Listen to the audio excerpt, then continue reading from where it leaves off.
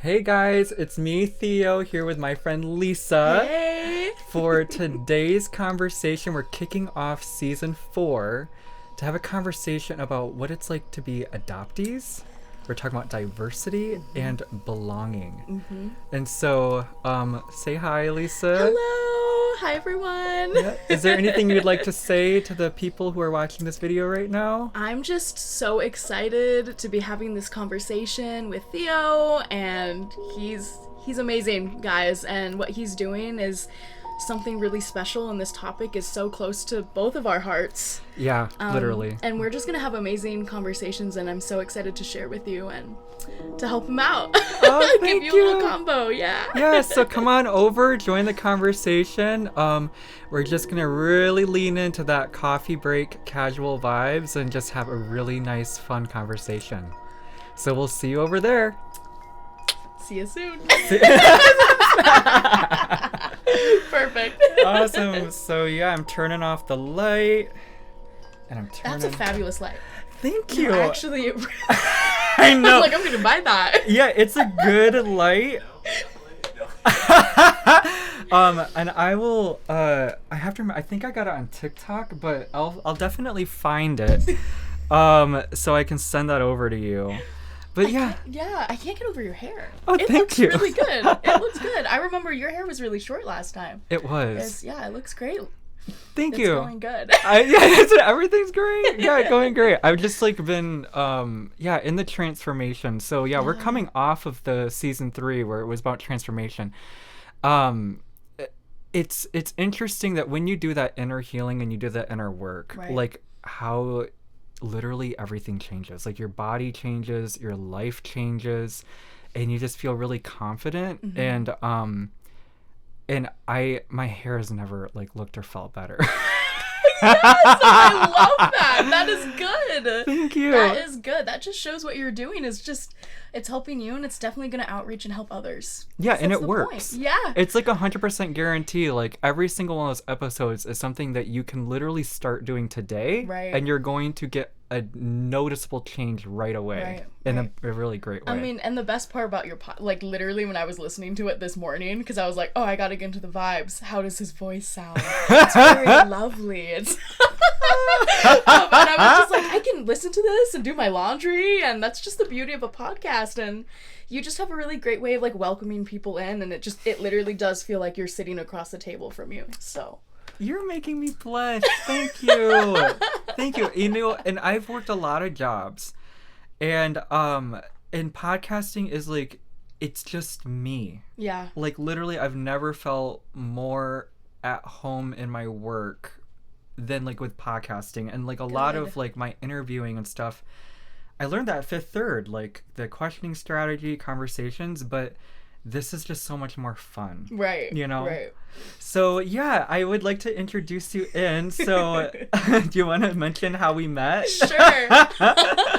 Okay, guys. So, I met Theo at this restaurant called Thai Chef in our Grand Rapids area. And I think it was maybe the first or second date that I was going on with my husband. We were just dating at that time.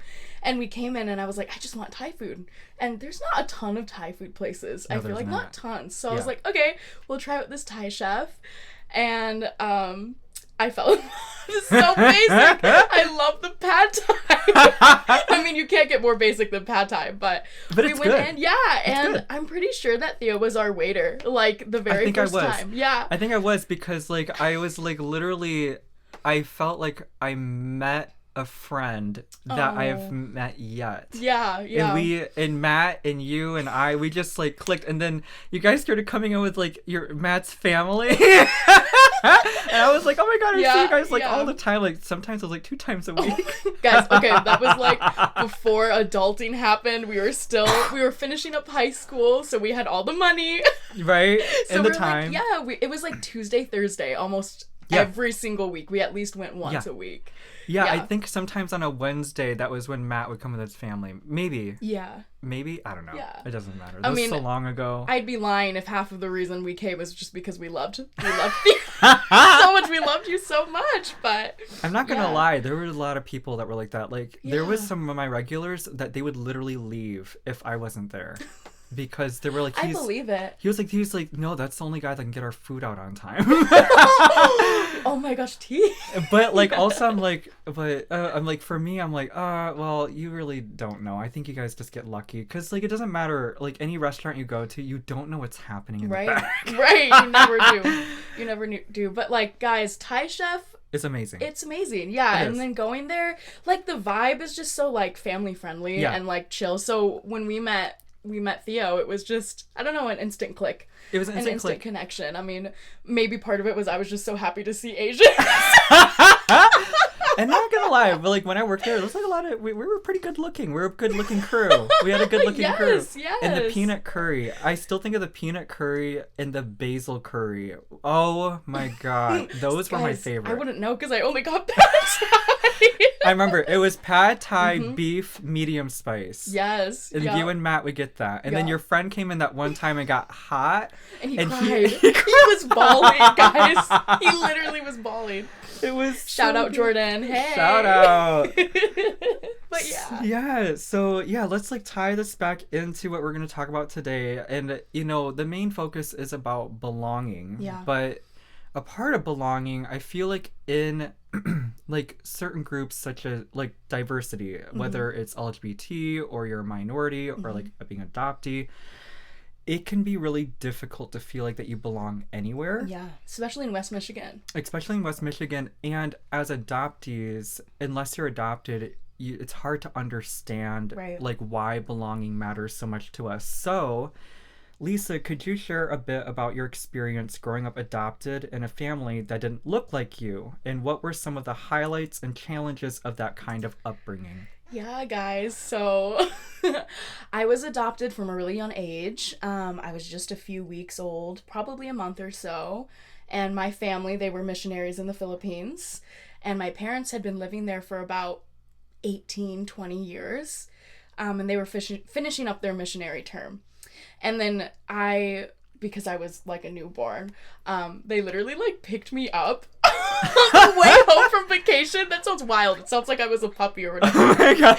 But they were looking to adopt. They were previously hoping to adopt these other children, but it was a sister and two brothers, and my family already had 3 kids, so that would be like the Brady Bunch. It's like adding 3 more. So I don't know, it just really worked out. The Lord opened up all the doors for them, and the orphanage called them. They're like, that fell through, but there's this baby girl, and she's available. And they're like, great, well, we're on vacation. Let's just, we'll go try it out, and it was just meant to be. Yeah. So I grew up in the Philippines for about 6 years. I was about 6 or 5 when we moved here to America. Wow. But okay. My parents, they're white. they grew up here in West Michigan all their lives, Baptist church, and yeah, so they finished their missionary term. I was adopted. I was about 5, 6. And in the Philippines, it's interesting to talk about that because, I mean, I was young when I left. My parents obviously living there since they were like, for 20 years, they spoke the language. Oh, wow. Yeah, okay. They're fluent in Tagalog. And, there's all different kinds of dialects in the Philippines. There's, like, Ilocano, Cebuano. So you said Tagalog? Tagalog. Oh, yeah. Tagalog. Yeah, like okay. Tagalog. Tagalog. Yeah, so that's, like, the overall. I think Google says Filipino. Yeah, probably. I didn't realize there's different dialects, too. Yeah. So what were they one more time? Tagalog? So, I mean, there's all different kinds of dialects. But, like, the main 3 I think that were relevant in my family. Tagalog was the main, and then there was Ilocano and Cebuano. Okay. I don't know how well versed they are in Ilocano and Cebuano, but I know they're completely fluent in Tagalog. That's amazing. Yeah, I know, right? Yeah. I'm not. We'll just preference this. And we just always spoke English at home. Yeah. English is their language. Yeah. We went to a private international school, me and all my siblings, called Faith Academy. Mm-hmm. And they spoke English. We had like Tagalog lessons, and I mean, I was so young. It's not like I was going out every night with experiencing the culture in the way I would have as like a teenager. Right. It's more of like in the like for us. I don't know if you're like this, but like I would sneak out with my friends and go to McDonald's in the middle of the night. Oh my gosh. Or like Taco Bell. No, that's so real. I did that here. That was our culture.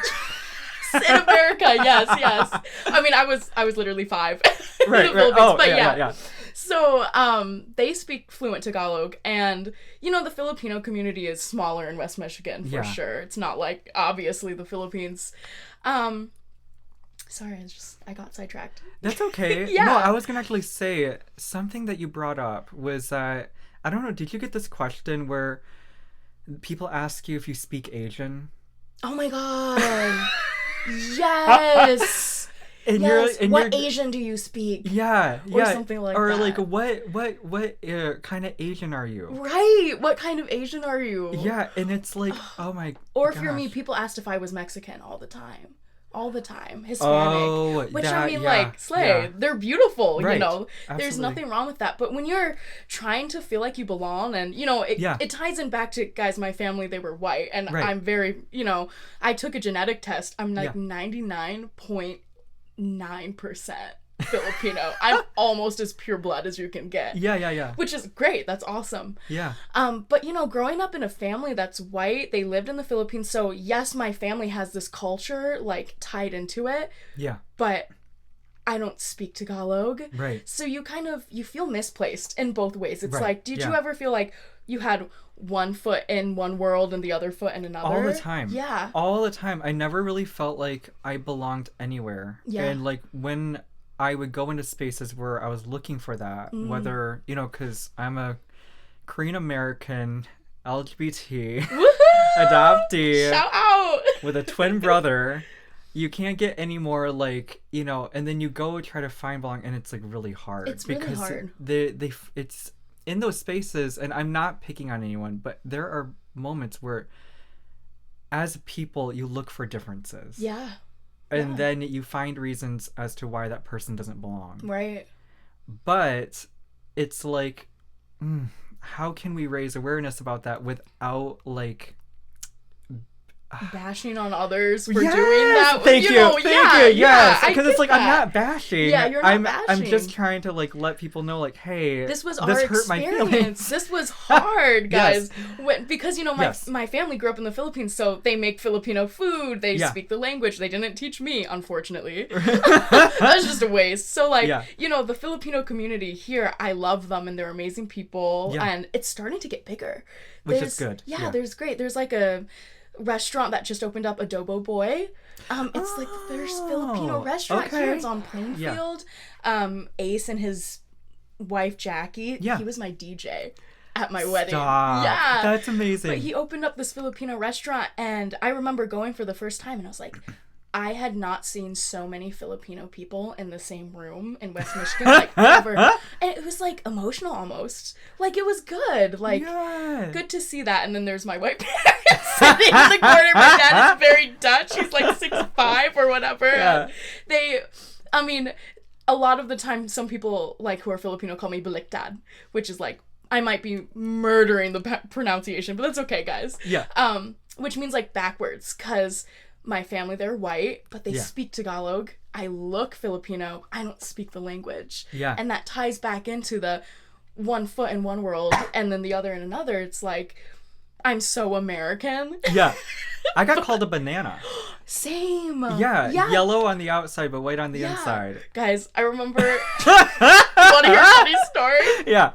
In the Philippines in kindergarten, which I don't even know why we're having this conversation as kindergarteners. Yeah. But I think she was like Chinese or Korean. And her name was Solgi, which is a super cool name, you know? Yeah. I just remember we were coloring each other, and she picks out the yellow crayon. Aww. And she's like, I'm gonna color you because you're yellow. And I was like, I mean, you know, we're like 6, we don't quite understand what that means, but I was like, what do you mean I'm yellow? I was like, you're more yellow than me. I'm Isn't that fantastic? But that's true. That happens. It happens. And so guys, when we bring that up, it like ties into, there's like it's just the culture that's not, like, it's not that it's purposeful, but it's just, like, what everyone has been, like, you know, it ties way back into history, but it's like, how can we coexist with our differences without making people feel othered? Right. It's just like, okay, first of all, what if I was yellow? There's nothing wrong with that, but I remember feeling so offended at that time. Yeah, it's like that. Why does that hurt my feelings when it shouldn't, but it does? Right. And like years later in high school, I wrote my college essay of They Call Me Banana. That was literally the title because I look Filipino, Asian, like South Islander, and I'm American. Yeah. Because I grew up here through and through. Yeah. So, like, keeping in that vibe of the school vibes, what was it like going to school in Michigan as an Asian American during a time that wasn't as diverse as it is today? It was hard. Yeah. I mean, that's what I'm getting here. It's like, you know, there was struggles. Yeah. I mean, like, because my family, they were tied to the Filipino culture, they would make me Filipino food, like this food called sinigang, and it's kind of like a sweet sour soup. It's it's delicious. I'll make it for you sometime. I would come love over that. Anytime. I would love that. You and your partner come over. Matt's like, yes, it's good. Guys, I married Matthew, and he is white, which I'm not saying white as in bad, but just so you guys know, because you can't really see us. You're a biracial couple. Yeah, we're a biracial couple, and I remember my bar being so low when I was going to dating. I just wanted to find a man who liked rice.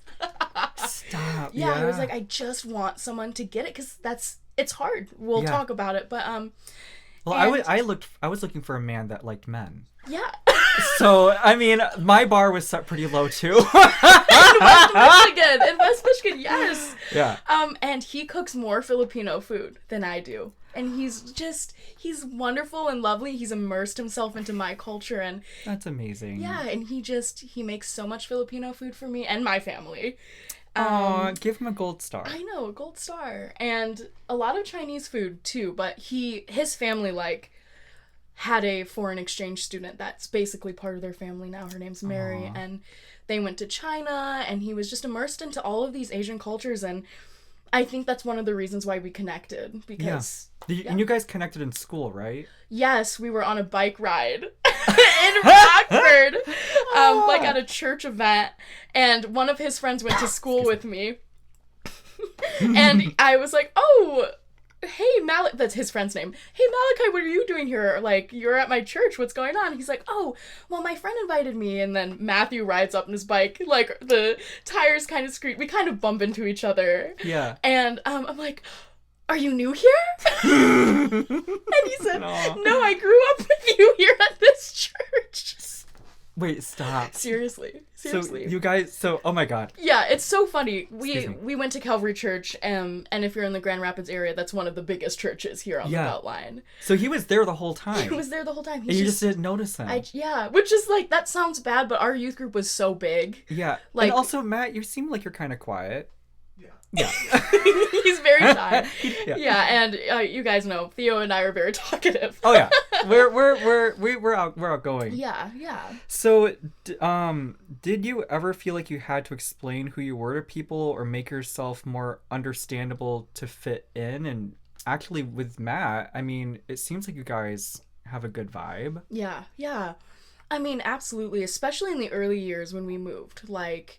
I remember being in 3rd grade was my first year in actual public school because my mom, like, homeschooled me because it's like a culture shock a little bit. I mean, I grew up in an American environment. I was homeschooled too. You were. Was that, like, purposeful? Like, to keep you, like, I don't know. Yeah, like sheltered? Yeah, kind of like that. I don't know if that was the intention, but it sure felt like it. It's what happened. You felt cut off from the world. Yes, you did. And all of my siblings are so much older than me, so they had each other when they were homeschooling. I had no one. Yeah. I was sad. I'm so social. So my mom's like, fine, yeah, we'll put you into school. And I was so excited. I remember being so excited to ride a bus. Yes, me too! Yes, like a bus, the yellow bus. Or like to just be there with other kids. Right, like I watched Sky High growing up. Me too! Oh my god. Yeah, guys. We are one of the same. I wanted to go on the yellow bus and go to school, yes! Eat my Wonder Bread lunches, which didn't happen, guys. I never had that. But like going into that school, It was hard. There wasn't a ton of diversity. There's a lot of African American, which is great. A lot of Mexican Hispanic kids, which is great. And then predominantly like Dutch American children. And there was me. There was no other Filipinos like in the school. I think I was genuinely the only Filipino there. So being children, you know, you either fit into one category or you don't fit into that category. Yeah. So everyone was just like, oh yeah, you're Mexican. You know? Yeah, that sounds about right. Yes. you get othered instead of feel like you belong. Again, it's like pointing out those differences, and then they like there needs to be like some kind of status quo or some kind of hold on my computer. Oh, it's okay. Or kind of like some kind of status quo or some kind of like stereotype. Right. Because it's like you need to fit into a slot. Exactly. So I think that is the turning point where I became obsessed with proving that I was Asian. And, you know, kids are like, okay, you don't have the slanted eyes like a Chinese person does. And, you know, and some people who aren't not educated, but not exposed. They haven't been exposed to the many different cultures of Asia and all the different countries. So there's like Korea, China, and Japan. Boom. And I was like, there's so much more, guys. Asia's huge. It's huge, and so I was just like obsessed with Chinese music, obsessed with just being like, yeah, sushi, guys, sushi, I'm Asian. Please remember I'm Asian. And I think that's something that I definitely had to realize, why am I so obsessed with this? Yeah, like proving a point in a way. Right. Like, why do I feel like I have to prove myself or prove who I am? Exactly. And like I said, nothing was wrong with being mistaken as being Mexican, because they have a beautiful culture. And but it's just not who you are. It's not who I am. And that shifts into our conversation of identity. Yeah. Yeah. So what were some of the ways you coped or made sense of those kind of experiences, and how has your perspective about this evolved over time? Yeah, I mean, like, it goes back to being obsessed with Chinese music. I was like, because I listened to this traditional Chinese music. Wait, pause. Like... So did you have like a favorite song that you listen to all the time, or just Chinese music in general? Yeah, like probably traditional. I mean, it's so funny. What, Matt? I know what song it is. It's Lotus Out of Water. He's literally exposing me. Did you feel like a lotus out of water? Pun intended. Name it Lotus Out of Water. That's our podcast name, guys. That's gonna be the title of this episode. I'm gonna name it that. It's perfect. It is good. Elegant. It's yeah. But you know, like really grabbing onto those things, and you know, we were back in a time like people were like, what in the world is Filipino? What's the Philippines? Because now I think everyone and their mother is like, oh, I know a Filipino person. Or it's getting more well-known on TikTok, and they're doing these Filipino trends. And I just remember, I was like, wow, we grew up in a time where you would, like, open your lunchbox and then close it so no one would smell your food. Yeah. That was a big thing. Yeah. And now it's, like, being more normalized, which is great. But, yeah, anyways, so growing up, it was hard. So you would, like, I'd latch on to these themes of, like, a topic that was easy for them to understand. So like grabbing onto the Chinese culture, even though it has like nothing to do with Filipino culture, it was a category that people could understand. That is what people think of being Asian. That China. Is so well said. You know? Yeah. That's so well said, because like again, as you said before, it's like it was China, Japan, Korea. And that's like, oh my God, that's so limited. that is so limited. Right. And guys, I lived in Korea for a summer too. So I have you did. Yes, I lived in Korea for a summer too. So I mean, I'm not claiming that I'm well versed in cultures, but I've been exposed decently well, to different ones. But growing up, it was just latching on to that topic that someone could understand, and then somehow inserting and segueing and like, but I'm Filipino. But I do the Tina clean with the bamboo sticks, and they're like, what? Yeah. No, I totally get that. I totally get that. Coping was like grabbing onto an attainable idea that people could understand and helping them relate to it maybe, but then trying to bring in yourself, which didn't go over well all the time. But no, and I mean, I can relate, because I feel like I was incredibly misunderstood. Yes. Because I was hurting. Yeah. I was hurting, and I didn't feel seen. Yeah. And I didn't feel like people wanted to understand, because they couldn't. Yeah. Because they're not Korean. They're not adopted. They're not Right. gay. Right. They weren't homeschooled. They didn't grow up on a farm. Right. And so it's like Forgot that you grew up on a farm. I know. And the list goes on. I mean, I could go on forever Yeah. like about, but that was like a lot of things they said. It's like, Yeah. you know, they felt for me. Mm-hmm. You know, they had sympathy, but they're like, we just can't understand. Right. And the problem, and I feel like for me, I don't know if this is for you, but it was because I didn't understand myself. Yes. Yeah. I wasn't able to communicate properly. Sorry, I have to burp really bad. It's okay. I keep coughing. It's okay. I keep coughing because I'm trying to like keep it down. But anyways, sorry guys, this is a real conversation. But it was more of that confusion. Yeah. You know, that chip on the shoulder. Yeah. That and not really understanding that it wasn't about them, it was about me. And working through how you felt, and you know, us being adopted, and understanding what we're feeling. Absolutely. And it kind of goes into like, I moved from the Philippines to America. I mean, we're already going through an identity crisis there. Like, you come from another culture, kind of, but you're, I was still pretty American in that circle there in the Philippines. And you come here and you're trying to figure that out. And then you sprinkle in, she's adopted. Yeah. So you're already struggling with, when you're adopted, it's like you're ripped away from the family biologically that you would have had. Yeah. So already then is taking out the identity of who you are, what you would have been, where you came from, history, yada, yada, yada. That's culture, already hard enough to go through. Mm-hmm. And you smash all together. I feel like you and I are a very interesting mix. Yeah. Like, we're not just adopted, we're not just Asian. It's like smashed together trying these new things. Something trying to work. It's like being forced to work. And what I've discovered for myself is that it was grief. Handling loss. Yeah. And that loss is the identity. It's the loss of never knowing what your life could have been like if you were still with your biological family. I agree. It's that loss of community. Mm-hmm. And it's that loss of just like, so many people don't realize the privilege they have that they already belong. Yeah. And we're now trying to figure out, where do we belong though? Guys, I feel like Theo just took a flashlight and shined it into my soul. That sentence so encapsulates how I felt without realizing it until I was much older. Yeah. You know, and you're going through these things and puberty and all this stuff, and us being adoptees, there's a lot of grief. A lot. It's a lot. And you don't realize it's grief. Yeah. Because I think people often associate grief with like a funeral. Mm-hmm. Like, oh, someone died and then there's a wake and then there, the whole, not trying to be morbid, but actually grief goes into a lot of areas of life, whether it's a breakup with someone you really love, whether it's that, I don't know about you, but I had a favorite McDonald's meal.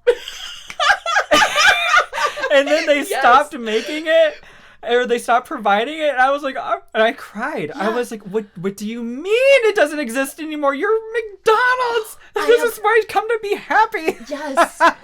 Okay, I have a question for you. Yeah. And it's not necessarily like any detail or specific, but it's like, because we're adopted, did you ever feel it really hard to let go of familiarity of something that you did have? Like, for me, so once I got comfortable, I hate change, and that's something I struggle with now. It's like, I hate making new friends. I mean, I do make new friends, but it's like, you get comfortable with this, but the idea of starting over again is so physically, like, not traumatic, but hard. No, it is. It is. Yeah, it is traumatic. It is traumatic, and it's because right from the get-go, that's what happened to us. That's what happened. Everything that was supposed to make sense was just ripped from us. Yes, and we had no choice. But it wasn't because there was bad intentions. Yes, right. That's the hard part, and that's the struggle. Right. Because it wasn't supposed to be a bad thing. Yeah. But it's incredibly traumatic. Yes. And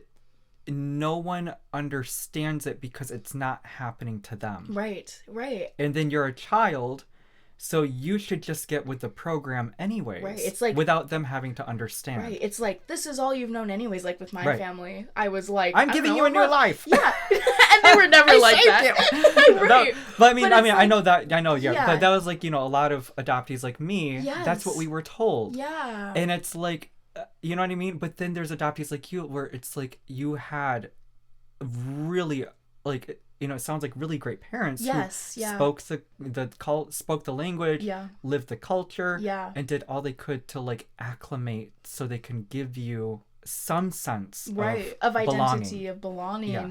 But it's like, you're. Yeah, It's still hard because you feel bad. Yeah, you feel Yeah. bad. It's just like, It's grief. you have all of everything. Like, I had everything that I needed. I had good parents. But it's just like, at the end of the day, guys, I still don't know who my parents are. I still don't, you know, all Yeah. of those things. And I mean, point blank, that's how it is Yeah, for us. that is Yeah. how it is. Yeah.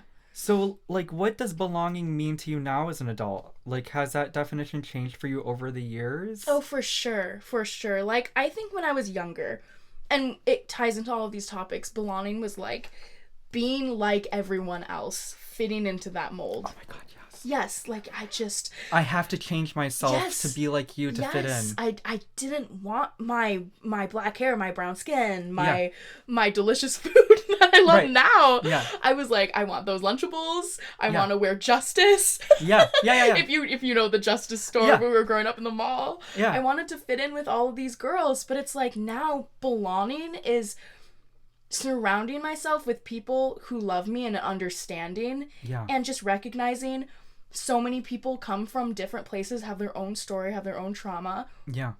and you can click anyways. You can click anyways. You can be Yes.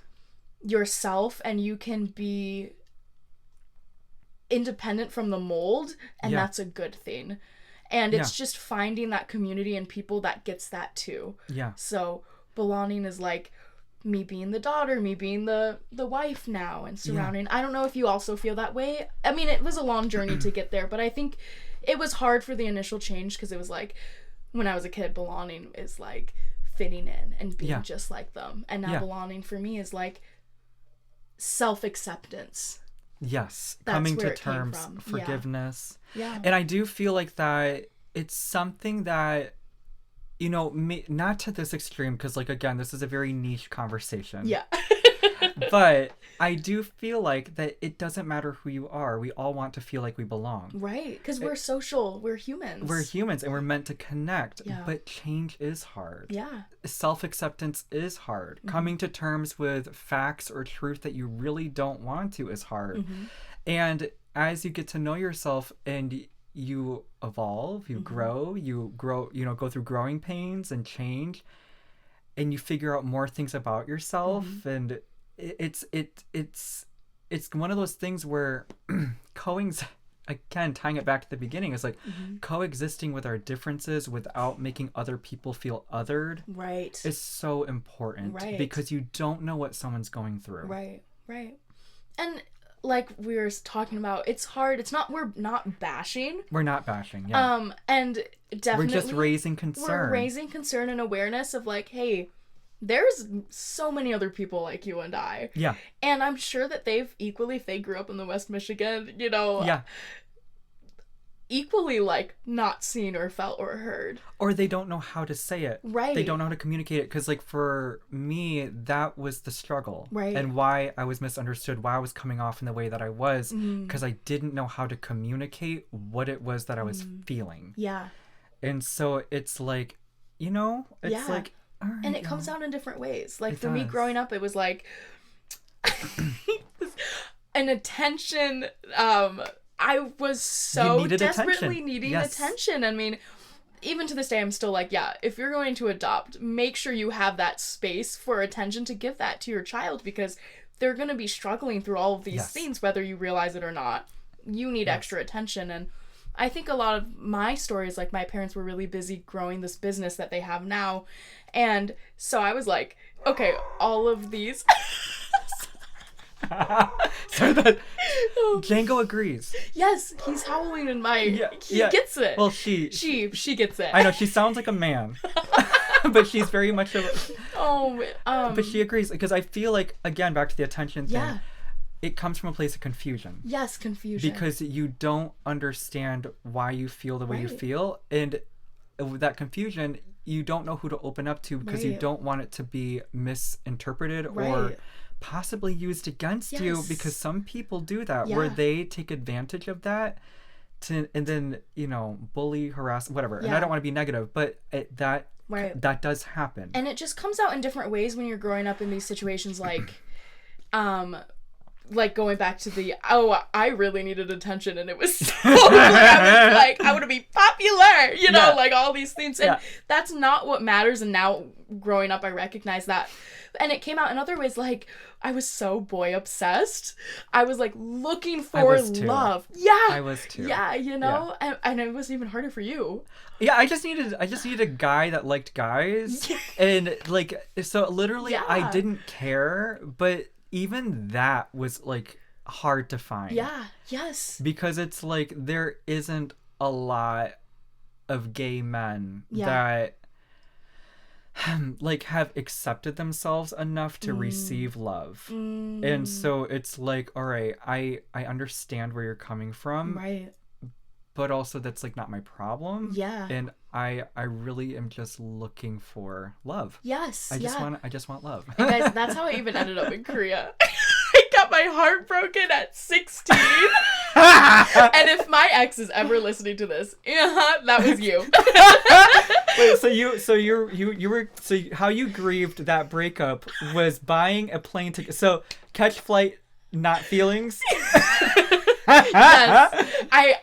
I had to get out. Yeah, no, I don't know. It's just everything. Being a teenager is so brutal in general. Yeah. But, you know, I had liked this guy for so long in my life, and it was just like, it just took over so much of who I was, and I needed to find my own identity. Yeah. My sister was living in Korea with her husband. He's like a contractor to the military. She lived in Korea. This was like 2020, like COVID time. Yeah. And it was like towards the end of COVID when it was more okay to travel and it was more acceptable. Yeah. And I just remember being so sad because you just want love. You're looking for all these acceptance. It goes back into us. Like, it's not even just about the ex. Yeah. It tied into so many other things. Identity and wanting to feel loved and belonging, that it just became so overwhelming for me. I was like, I need to get out of here. My mom was like, well, your sister lives in Korea. Why don't you just live with her for the summer? Yeah. And I was like, you're right. So being dramatically put, heartbroken, left the country. It really healed. It really healed me because it made me take the space and time away I needed to you disconnect. Probably get it, to disconnect and think through your feelings and heal. And you can't transform without going through the grief stage by stage, and that's a hard thing to do. And what a great place to pick other than Korea. I don't know, maybe I was like, gonna find some BTS. no chance. But yeah. So is there anything that you wish more people understood about what it feels like to grow up feeling different, whether it's because of race, beliefs, family structure, or anything else? I feel like we covered a lot. Yeah, we did. I think that a lot of it just ties back to making sure people are exposed to differences. Like, awareness. Yeah. I mean, I think I just wish that all the kids around me were a little bit more exposed to different cultures and understanding and having an open mind to being like, there is a world outside of this lunch table. You know, there's so many different people, and actually there's so many different like cultures and skin colors and beautiful people, and then just what's right here in the heart of Grand Rapids, which Grand Rapids is progressing and getting a lot of diversity. But I think something that's important to remind people is always keep an open mind and always keep an open heart and understanding for different cultures, different people, because that'll just make life more accepting. Yeah. And you probably understand that battle to try to get that acceptance in too. Yeah. Well, there's an episode I did. Yeah. The like-minded, same-minded. Yeah. How they're not the same thing. Yeah. That being like-minded is understanding that we all don't think the same, but we do have similar beliefs. Yeah. And that ties back to morals. Yeah. Belief systems, like the ways So, really quick, guys. I gotta make sure this is recording. It just stopped recording out of nowhere. Do you want to tell them what happened last time?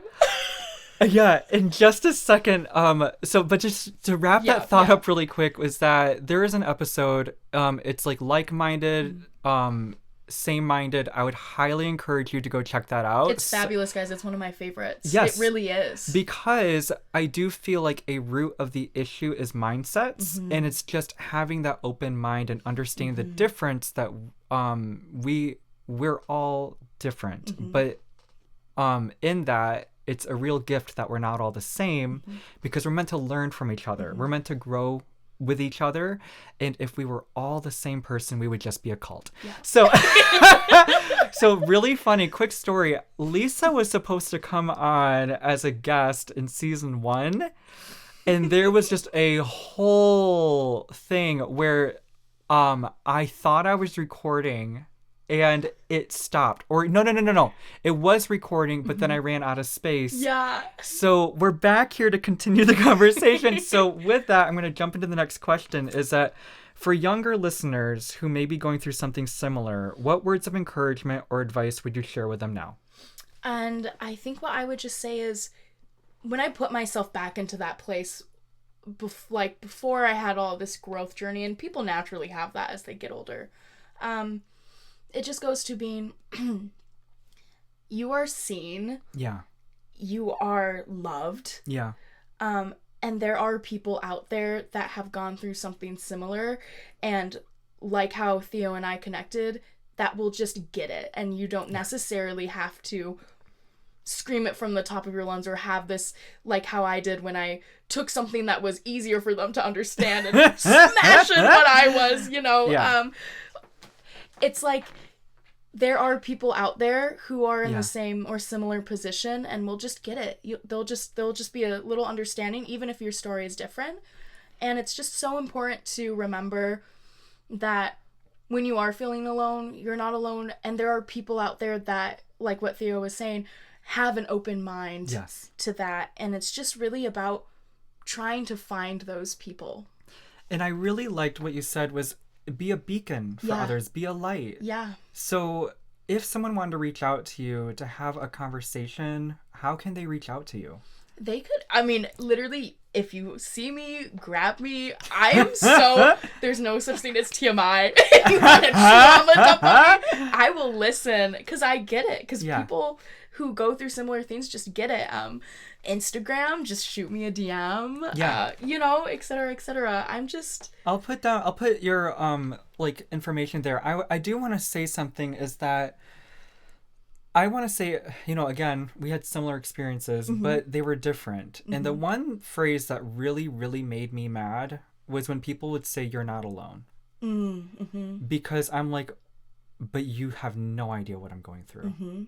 When they didn't understand it. You don't know my pain. Yeah, it's like, you don't know my pain. You don't know what I'm carrying. You don't know who I'm trying to protect or who I'm trying to be there for. And that phrase would literally just light me on fire. No, I get that. But I want to say this, is that it's so important that if you can be a light, if you can be a beacon, please do that. Yeah. Because there are people looking for you. Yeah. Who need to know that there is somebody or some place where they can feel belonging, but they can feel safe. Right. And this is why the transformation series was important to me, is that I feel like we're living in a world where we don't know who to trust. The information that's coming across, we don't know if we can trust it. Yeah. And it's so important that we do this inner work, so in the ways we show up, we can make our communities, our spaces, whether it's work, family, and the relationship, we can make people feel safe again. Yeah. Because connection is so important. Yeah. And belonging isn't just something that you do to be a nonprofit or whatever to be cool. You don't say it just to say it. Yeah. You got to walk the walk. Yeah. And help people feel like they belong. Right. So it's less of, you're not alone, or how we were talking about that. It's more like, you are seen. Yes. There are people there, and then we'll try to find you. We'll or try to find reach you, out. or find us. Yeah, find Come us. to us. Yeah. Or just go to Thai Chef.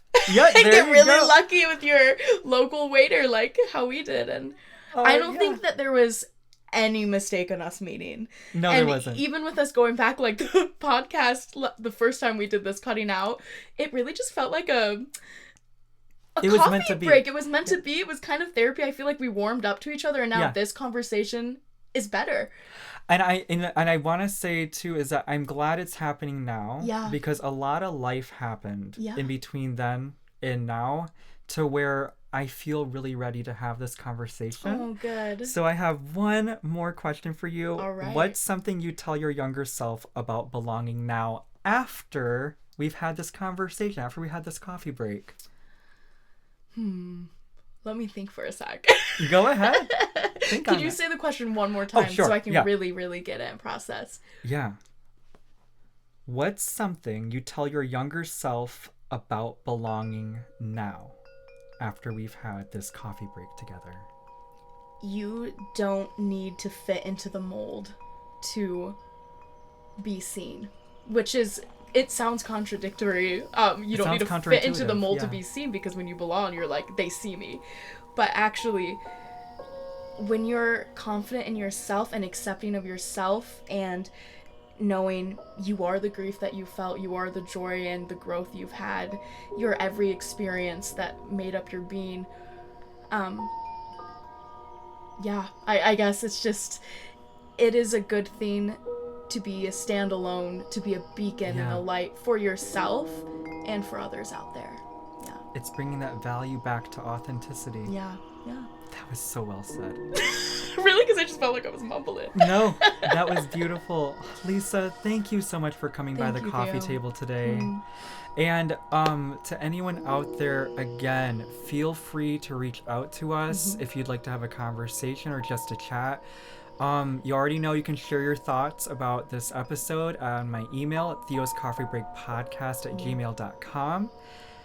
New episodes come out every Monday. Whoop, whoop. And until the next time, remember to be kind, be you, and if you ever feel like you just need someone to listen, you are always welcome here at our coffee table. See you next week.